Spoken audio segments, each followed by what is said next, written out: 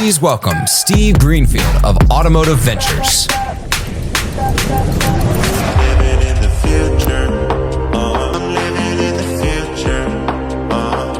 And the question is, for folks like me who are investing in startups, is, what might this look like in another 50 years? Because there will be more departments that emerge, but you can really start to think through what other innovation still has to happen, and what will a dealer's business model be? The head of the Michigan Auto Dealers Association yesterday said, dealers are in the business of providing mobility solutions to consumers, not necessarily selling cars. And I think it's very interesting that you can abstract yourself and say, what role should dealers play in the future? What departments will develop if you're thinking about yourself as a mobility provider, not just a seller of vehicles? And then Glenn says, of course, based on leading the subject here, that he suspects that in the next 10 years, probably we will operate within that band of 2 to 2.5%. Okay, so the dealer model, I think it's been under attack since I started in the industry 25 years ago. It's proven to be very durable. History shows it's very durable. Folks that know, like Glenn, say it's durable. I'm going to give that a nice, strong green check mark that I don't think dealers are going anywhere, which will be reinforced with my next section, which is about OEM direct selling. So, section 2. So during COVID, there was this interest for OEMs to move towards what they called an agency model, where they were going to take more control of the inventory, the marketing, and the relationship with the consumer.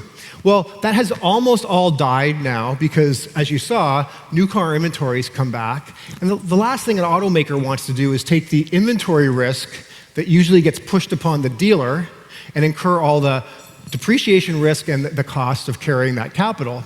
But we still see these things happening. Scout, which is under Volkswagen, and the Volkswagen dealers are not very pleased that they're going to launch a new hot product and attempt to sell it directly to consumers. We see California recently has pushed back and taken them to court. And the same thing is playing out right now with the joint venture between Honda and Sony bringing this car, the Afeela, to market. And it's going to be an all-electric vehicle, but a lot of the electronics powered by Sony.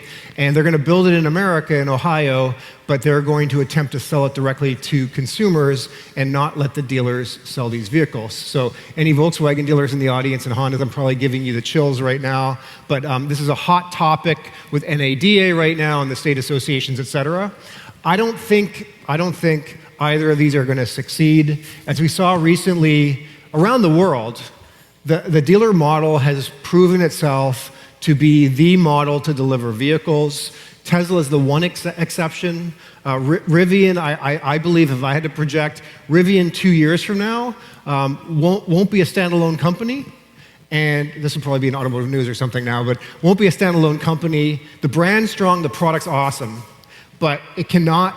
You look at the losses, they can only incur these losses for so long. They're losing $30,000 per car sold. At some point, that brand should belong under a larger OEM, offering it as a product, and it'll go back and be sold through dealers going forward. So I think that not only from section 1 is the dealer business model durable, I think it's very defensible, and I think there will be folks that try to sell directly.